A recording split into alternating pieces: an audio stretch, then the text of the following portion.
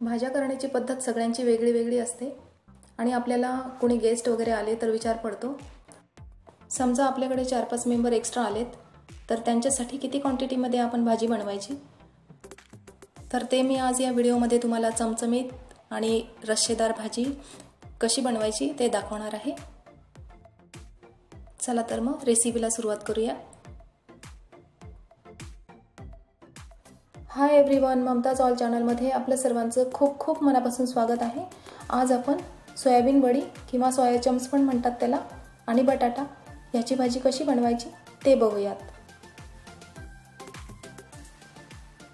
एकीकडे मी सोयाबीन वडी घेतलेली आहे। तुम्ही तुमच्या आवडीनुसार तुम्हाला जेवढी बटाट्याच्या भाजीमध्ये सोयाबीन वडी घालायची आहे तेवढी तुम्ही घेऊ शकता, क्वांटिटी कमी जास्त करू शकता।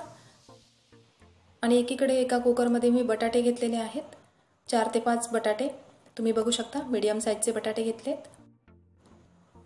मी आता सोयाबीन वडी 2 ते 3 पाण्याने स्वच्छ धुवून घेणार आहे की जेणेकरून त्याच्यावरची घाण असेल ती सगळी निघून जाईल। आणि सोयाबीन वडी स्वच्छ धुवून घेतल्यानंतर म्हणजे 2 ते 3 पाण्याने धुवून घेतल्यानंतर ती पाण्यामध्ये मुरत ठेवायची आहे। कोमट पाणी करून घातलं त्याच्यामध्ये तरी चालेल।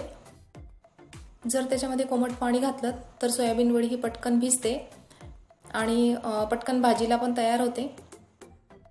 आणि एकीकडे आपण कुकरमध्ये 4 ते 5 बटाटे घेतलेले आहेत, तर त्याच्यामध्ये थोडं पाणी घातलेलं आहे आणि आता झाकण लावून तो कुकर गॅसवरती ठेवून 2 ते 3 शिट्ट्या होईपर्यंत आपण ते बटाटे शिजू देणार आहोत।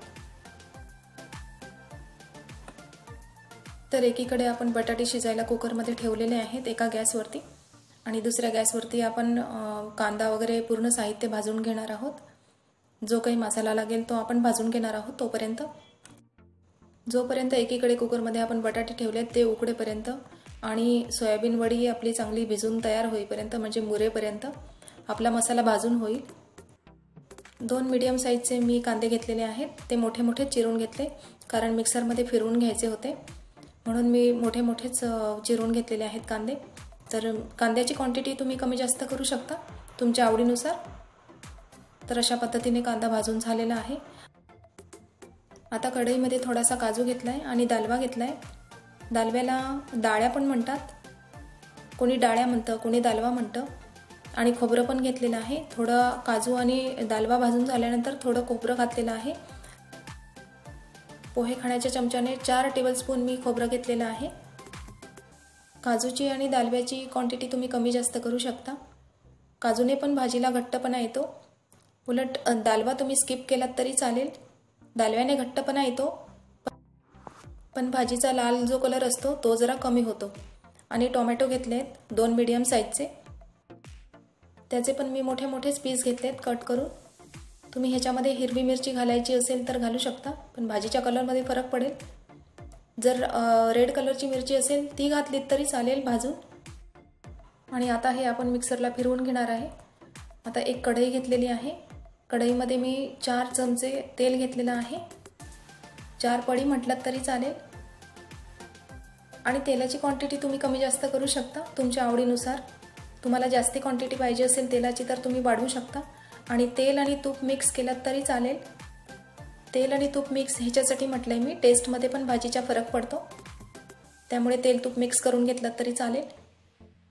तेल गरम झालेलं आहे, त्यामध्ये मी 1 तेजपत्ता घातलेला आहे, 1 चमचा मोहरी घातलेली आहे, 1 चमचा सोप घेतलेली आहे, 1 चमचा जिरं घेतलेलं आहे, ते पण आता तेलामध्ये घातलेलं आहे। अशा पद्धतीने सगळं मिक्स करून घ्यायचं आहे चमच्याने। आणि त्यानंतर पिंच ऑफ हिंग म्हणजे थोडासा हिंग घालते, अर्धा चमचा घातलात तरी चालेल। जर हिंग आणि कोथिंबीर भाजीमध्ये नसेल तर काहीतरी कमी असल्यासारखं वाटतं भाजीमध्ये आणि टेस्टमध्ये पण फरक पडतो भाजीच्या, त्यामुळे हिंग आणि कोथिंबीर हे कंपल्सरी मी भाजीमध्ये घालतेच। मी जे साहित्य मिक्सरमध्ये फिरवून घेतलं होतं ते आता मी तेलामध्ये घालणार आहे। याच्यामध्ये मी कांदा, टोमॅटो, काजू, दालवा, खोबरं आणि त्याच्यामध्ये कोथिंबीरच्या काड्या घातल्यात ना, तर एक्स्ट्रा जरा टेस्टमध्ये फरक पडतो। आता मी हा वाटून घेतलेला मसाला चांगल्या पद्धतीने परतून घेणार आहे तेलामध्ये। त्या मसाल्याला तेल सुटेपर्यंत परतून घ्यायचा आहे तो तेलामध्ये। जर माझं चॅनल तुम्ही सबस्क्राइब केलं असेल आणि बेल बटन टच केलं नसेल तर तुम्हाला मी बनवलेल्या रेसिपीजचे नोटिफिकेशन्स मिळणार नाहीत. म्हणून सबस्क्राईबच्या साईडला बेल बटनवरती टच करून ऑलचं ऑप्शन टच केलं तरच तुम्हाला माझ्या रेसिपीजचे नोटिफिकेशन्स मिळतील. म्हणजेच ज्या रेसिपी मी अपलोड करेल त्या रेसिपीजचे नोटिफिकेशन्स पटकन मिळतील.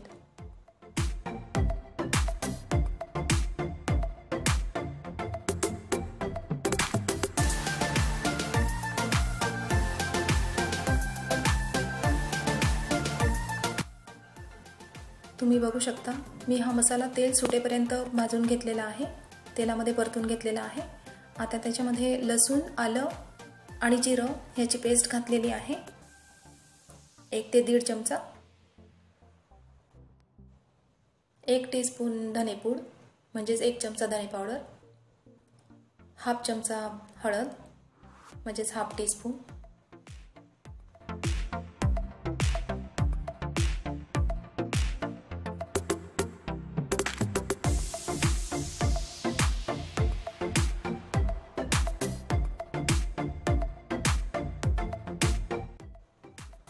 एक मोठा चमचा मी कांदा लसूण मसाला घातलेला आहे. याच्यामध्ये कांदा लसूण मसाला घातल्याने काय होतं, टेस्ट पण येते आणि कलर पण येतो भाजीला.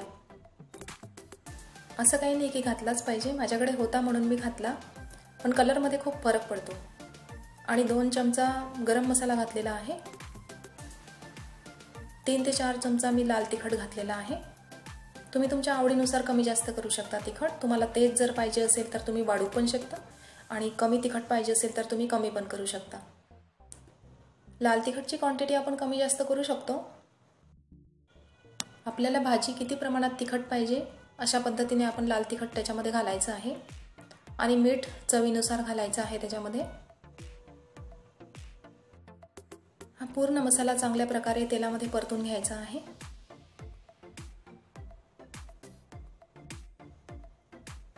मसाला कोरडा झाल्यामुळे त्याच्यामध्ये मी पाणी घालत आहे. पाणी घालून अजून तो चांगला शिजू देणार आहे, तेलामध्ये चांगला परतून घेणार आहे.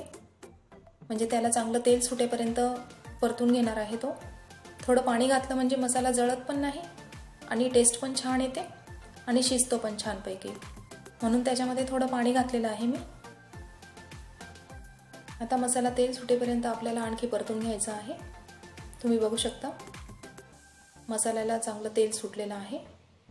तो आता छानपैकी परतून झालेला आहे.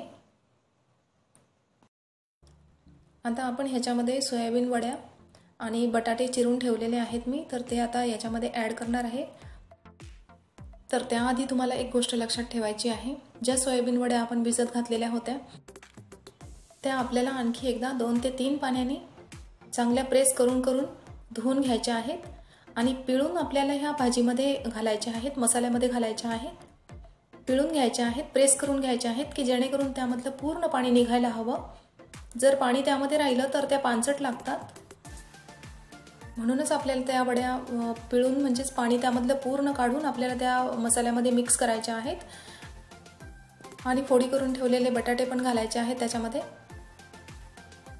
बटाटे आणि सोयाबीन वड्या मिक्स करून चांगलं परतून घ्यायचं आहे आपल्याला. आणि हे सर्व परतून झाल्यानंतर आपल्याला कडकडीत पाणी घालायचं आहे. वरून उकळीचं पाणी घालायचं आहे, गरम केलेलं पाणी घालायचं आहे त्यामध्ये. तुम्ही बघू शकता भाजीला किती छान कलर आलेला आहे. आणि ही भाजी आता 10 ते 15 मिनिटं अर्धवट झाकण ठेवून आता मी ही भाजी चांगल्या प्रकारे शिजवून घेणार आहे. चांगली 10 ते 15 मिनिटं शिजू द्यायची आहे ही भाजी. तुम्ही बघू शकता किती छान कलर आलेला आहे भाजीला. तर अशा पद्धतीने सोयाबीन वडी बटाट्याची भाजी तयार झालेली आहे. आता ही भाजी मी एका पॉटमध्ये किंवा भांड्यामध्ये काढून घेणार आहे आणि सर्व करणार आहे. सर्व करायच्या वेळेस त्याच्यावरती कोथिंबीर घालणार आहे.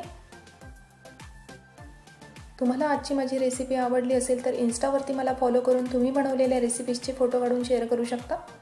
तर तुम्ही माझी रेसिपी वेळात वेळ काढून बघितल्याबद्दल धन्यवाद. आणि सर्वात महत्त्वाचं म्हणजे लाईक, शेअर, कमेंट आणि नवीन असाल तर सबस्क्राईब करायला विसरू नका आणि बेल बटन टच करायला विसरू नका.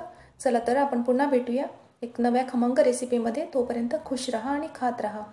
बेल बटन जर टच केलं नाही तर तुम्हाला नोटिफिकेशन्स मिळणार नाही. त्याकरता तुम्ही बेलला टच करा आणि ऑलचं ऑप्शन क्लिक करा.